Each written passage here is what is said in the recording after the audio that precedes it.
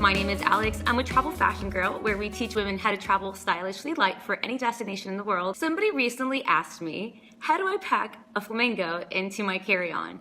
And I thought she was joking. I thought what she wanted to know is, how do I pack the impossible into a carry-on suitcase?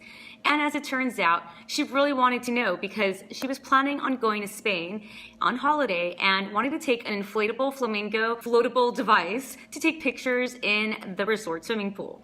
So while I thought she was just making a joke and she was using a flamingo as a metaphor, what she actually wanted to do was actually pack a flamingo into her carry-on.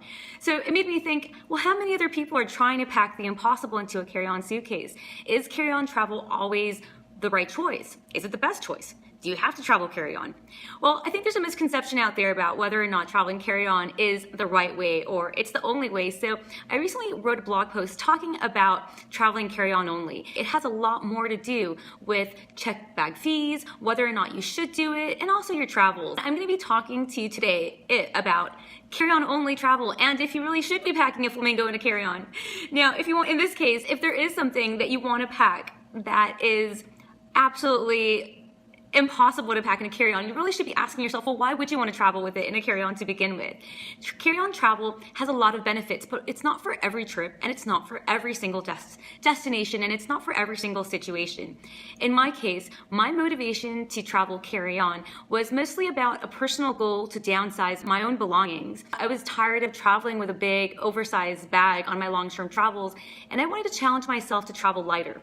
So a carry-on suitcase enabled me to do that, to cut down on what I allowed myself to have and to embrace minimalism a little bit more for its practicality. So that's what I wanted to do. That was my goal. So I started traveling lighter, not necessarily to avoid checking a bag, but more so just to limit myself on my long-term travels to have a more convenient experience. Ever since I did that, I started sharing my findings on Travel Fashion Girl. And that's really where Travel Fashion Girl started back in August 2012. As I was talking to other travelers along the way, I found out that they were also encountering the same problems. They didn't want to carry so much stuff, and a lot of the time, they didn't want to carry a lot of the wrong stuff. And that's where I reported everything back on the blog on Travel Fashion Girl. My goal to travel lighter, again, is for the convenience, not so much to avoid the checked bag fees. But a lot of travelers do feel the thrill of traveling just with a carry-on and not checking a bag. And a lot of travelers do find a lot of benefits in avoiding the checked bag fees and taking advantage of less expensive airfares. A lot of those airfares come without checked bags. And that's really where you might also find some benefits of traveling lighter. And I can definitely give you some tips on how to do so. But let's address the flamingo in the room.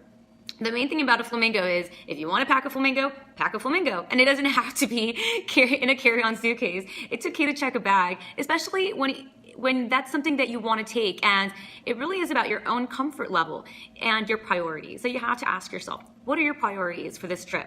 If you're not comfortable at the time downsizing your travel wardrobe, then it's okay to have a checked bag. So I want you to definitely to know that you have to assess the reason between you doing it. It's not that there's a right or a wrong way, is what is right for you in your particular time and your specific trip.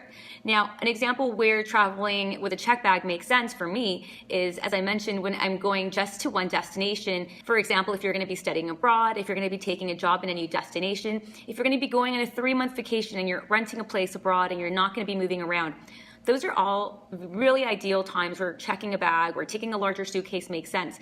But make a note that when you are taking a larger bag, a lot of times those larger bags do weigh a lot. So instead of choosing a 30-inch bag, you might want to consider taking something like a 25 or even a 28-inch bag because it'll weigh a lot less than a 30-inch or larger. So even though you might want to take more, you'll find that you'll have an empty bag, a half-empty bag, and it's still over the weight that the airlines are allowing you. I've actually stood at the airport, I believe it was either Manila or Hong Kong airport, and there was a traveler that was taking out all the stuff out of her belongings inside at check-in, and she seemed to be really confused as to why she was still overweight. She was hovering over the luggage scale at the airport, emptying out her bag, and she was still over the limits, and she didn't understand why.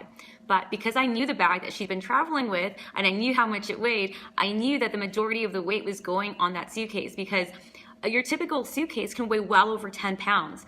And if the airline's allowing you, let's say even 50 pounds for a checked bag, That's already 1/5 of your weight allowance already being used up just on a larger suitcase. So number one, when you're checking a bag and you're wanting to have a larger suitcase, always make sure that you're looking to get a suitcase that's lightweight. But be aware of false advertisement, because a lot of the luggage brands will advertise a lightweight suitcase, but it's actually not that lightweight. Typically for a carry-on suitcase, I like to look for bags that are about 2 kilos or under 5 pounds.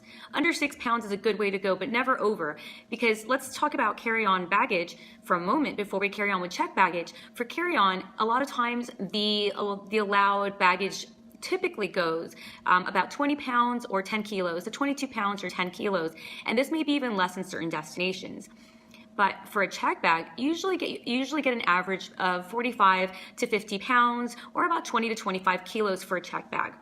So keep in mind when you're purchasing a suitcase or when you're trying to choose one of your own suitcases, make sure to use a luggage scale and weigh it beforehand. So if your bag weighs 15 pounds and you're planning to check it, it might make more sense to downsize your suitcase. Again, you don't have to choose a carry-on size, but look for one that's 25 to 28 inches, and that will automatically bring down the weight of it so it's not a 30-inch suitcase or bigger that's taking up the majority of your weight. So that's a quick note on baggage weight, because that is really, for me, the biggest win, the easiest place to be able to meet the airlines' baggage limitations of 10 kilos, even 7 kilos, or 22 pounds, 15 to 22 pounds, is by starting off with a lighter bag, no matter if you carry on or if you choose a check bag. Now you have to ask yourself another question is, how long are you going to be traveling for? Because just because you're traveling for 1 month or even a year, it doesn't mean that you need to pack more. Generally speaking, you want to take about 7 days worth of outfits and then do laundry every 8th day.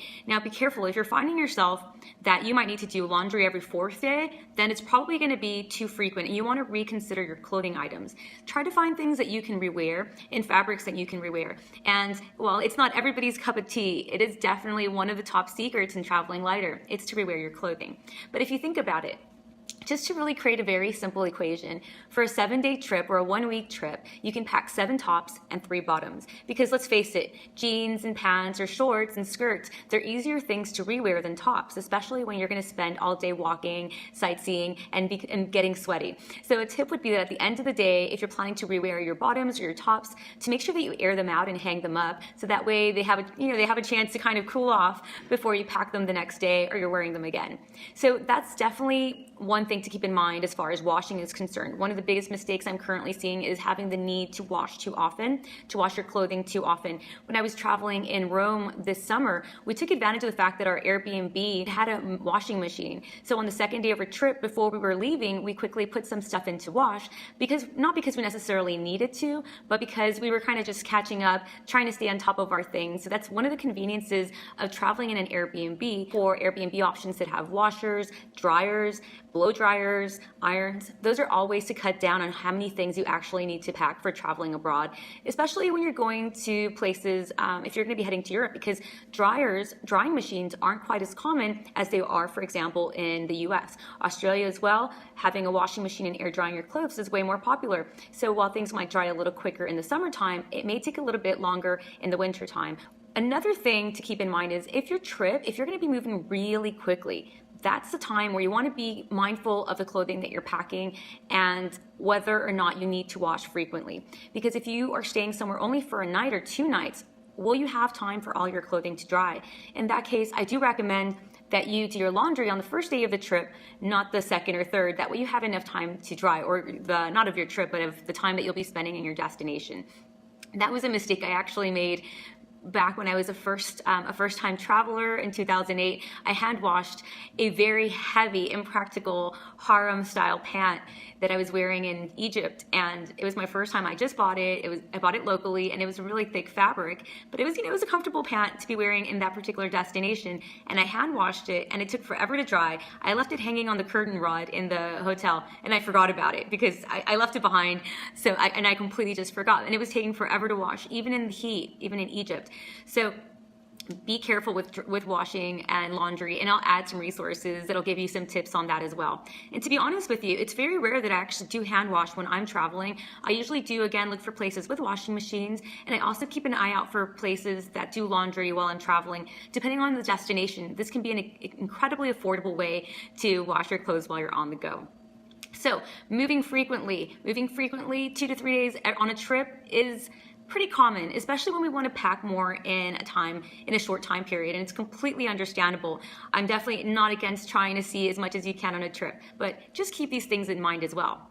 Not just for clothing, but also for your luggage weight. If you're going to be carrying a heavy suitcase, no matter if it's carry-on or larger, that's going to be a little bit inconvenient when you're bringing it in and out of buses, trains, planes, and you're moving around quickly, and you're staying in hotels or Airbnbs that might not have elevators.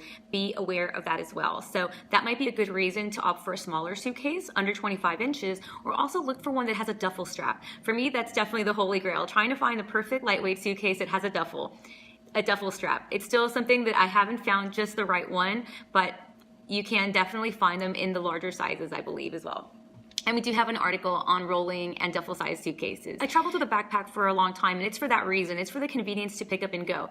My first time in Europe in 2008, I traveled with my friend, with one of my best friends, and I do tell this story quite a bit because I think this is one of the pivotal moments where I decided that I wanted to downsize my bag.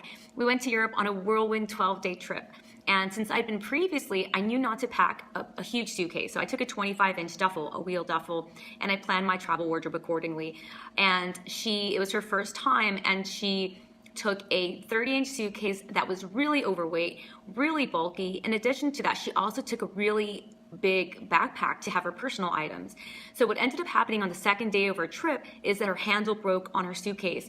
So we had to lug around this huge suitcase in addition to mine and hers. I was helping her out and going up and down all the staircases and the metros, trying to, if the escalators were broken and maybe the suitcases didn't even fit on the escalators, then we had to take them up and down the stairs. And because we're moving quickly, we were running around trying to catch the trains and buses and everything else. So be mindful of the weight and the size of the bag that you are choosing. Again, if you're only going on a vacation that you're going to be going to one destination, you'll be unpacking once and repacking once, go all out, bring whatever you want. And that might be the case, I think, very commonly for a wedding or even when you're visiting your family for an extended period of time, because you might not want to rewear your clothing all the time.